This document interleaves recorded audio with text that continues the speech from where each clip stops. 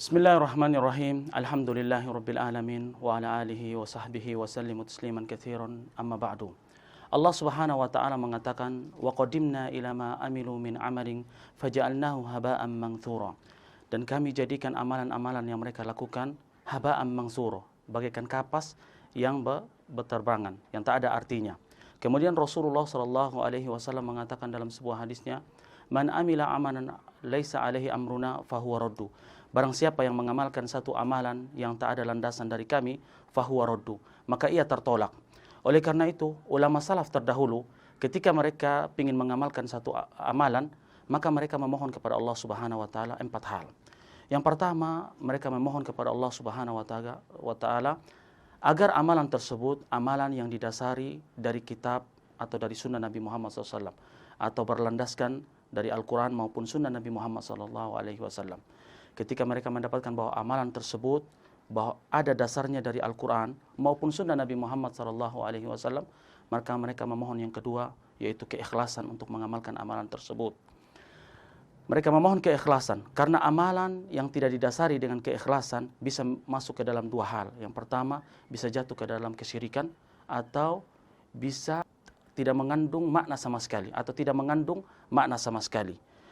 Kemudian apabila amalan tersebut diamalkan dengan keikhlasan namun tidak didasari dengan mutaba'ah atau mengikuti Nabi Muhammad SAW, maka amalan tersebut bisa masuk dalam perkara yang bid'ah atau ritual ibadah yang tidak didasari dengan sunnah Nabi Muhammad SAW.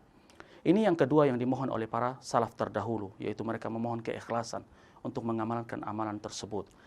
Yang ketiga, ketika mereka sudah mengamalkan amalan tersebut dengan keikhlasan, mereka memohon yang ketiga, yaitu keistiqomahan.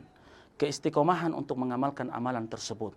Karena banyak mungkin di antara kita yang mengamalkan amalan hari ini, dia semangat untuk mengamalkan amalan tersebut.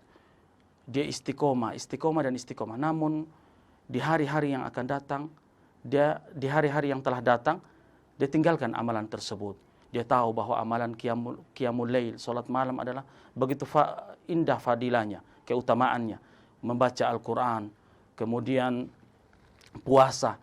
Namun ketika dia telah melakukan amalan dengan keikhlasan, namun semangat dia, keistiqomahan dia mulai meredup, sehingga ia pun meninggalkan amalan tersebut. Oleh karena itu, ketika seseorang ingin mengamalkan amalan tersebut, maka hendaklah dia memohon kepada Allah Subhanahu wa taala 4 hal. Kita katakan yang pertama adalah dia memohon agar amalan tersebut sesuai landasan dari Al-Quran maupun sunnah Nabi Muhammad SAW. Dan yang kedua, dia memohon keikhlasan untuk mengamalkan amalan tersebut.